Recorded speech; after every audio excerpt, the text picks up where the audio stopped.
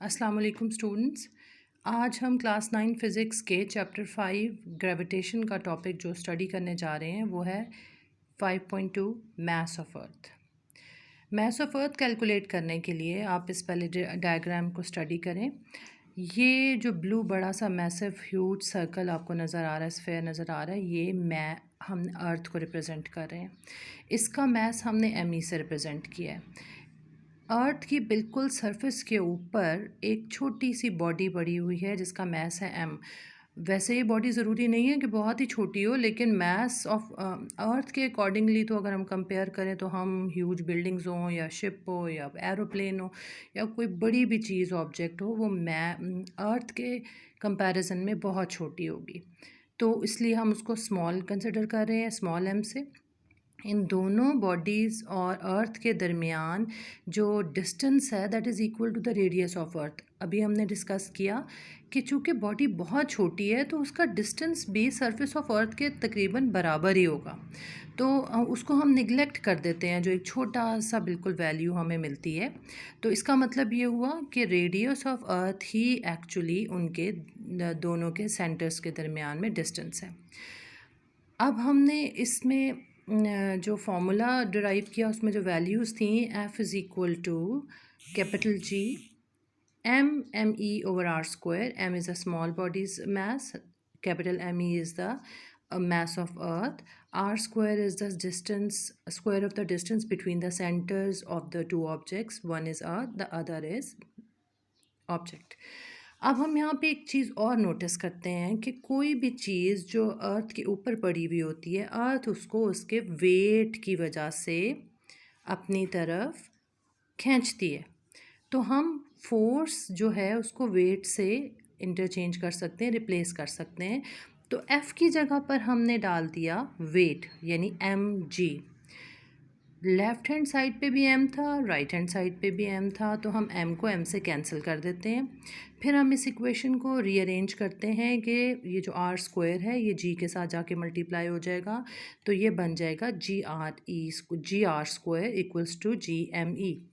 और एम ई को अलग करें तो जी जाके इक्वेशन के दूसरी साइड पर कैपिटल जी डिनोमिनेटर में चला जाएगा। तो ये वो इक्वेशन है, M is equal to R square into G over capital G. ये है ग्रेविटेशनल एक्सेलरेशन, ये है ग्रेविटेशनल कांस्टेंट। ये तीनों चीज़ें इस वक्त कांस्टेंट वैल्यू रखती हैं।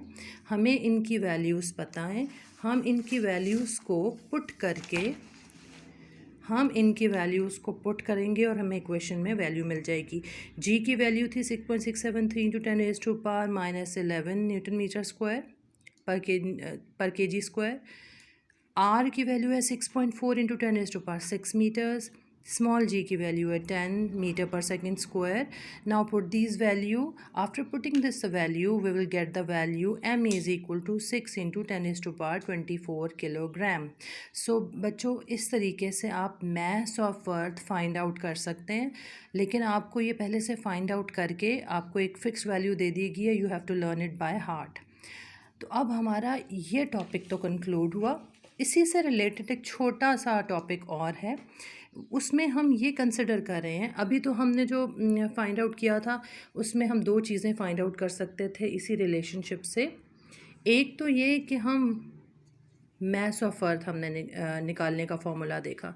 दूसरा, अगर आप देखें इंटरमीडिएटली हमें small G is equal to capital G M E और आर स्क्वायर का रिलेशनशिप भी मिल गया। इसका मतलब है कि अगर हम अर्थ की सरफेस पर हैं तो हम स्मॉल जी की वैल्यू भी फाइंड आउट कर सकते हैं। हमारा बच्चों नेक्स्ट टॉपिक इसी चैप्टर का 5.3 है, variation of G with altitude, यानी बुलंदी पर जाएं तो जी में क्या चेंजेस आ सकती हैं। तो हम इसमें ये सपोज़ करते हैं कि एक बॉडी है। इसमें तो हमने देखा था कि जो बॉडी थी वो सरफेस ऑफ अर्थ के बिल्कुल ऊपर रखी गई थी, बिल्कुल कांटेक्ट पे। अब चूंकि हमने एल्टीट्यूड के ऊपर value of G find out करनी है, तो हम सपोज़ करते हैं वो बॉडी किसी हाइट पर मौजूद है, चाहे वो हवा में है या किसी ऊंची जगह पर रख दी गई है। थोड़ा डिस्टेंस ज़्यादा होना चाहिए ताकि निगलेक्ट ना किया जा सके। तो अब जो आर होगा वो अकेला आर नहीं रहेगा, उस आर के साथ हम उस चीज़ की हाइट को भी ऐड करेंगे, क्योंकि वो हाइट इतनी छोटी नहीं है कि हम उसको निगलेक्ट कर सकें। ठीक है, तो रिलेशनशिप तो हमें यहाँ मिल गया, small G is equal to capital G ME/R², ME/R²। अब हम ये सब पढ़ने जा रहे हैं कि the value of g is inversely proportional to the square of the radius of the earth, but it does not remain constant everywhere. It decreases with altitude, यानी value of g जितनी हम height पे object को लेके जाएंगे उतना value of g कम होता जाएगा। ठीक है, altitude is the height of an object or place above sea level.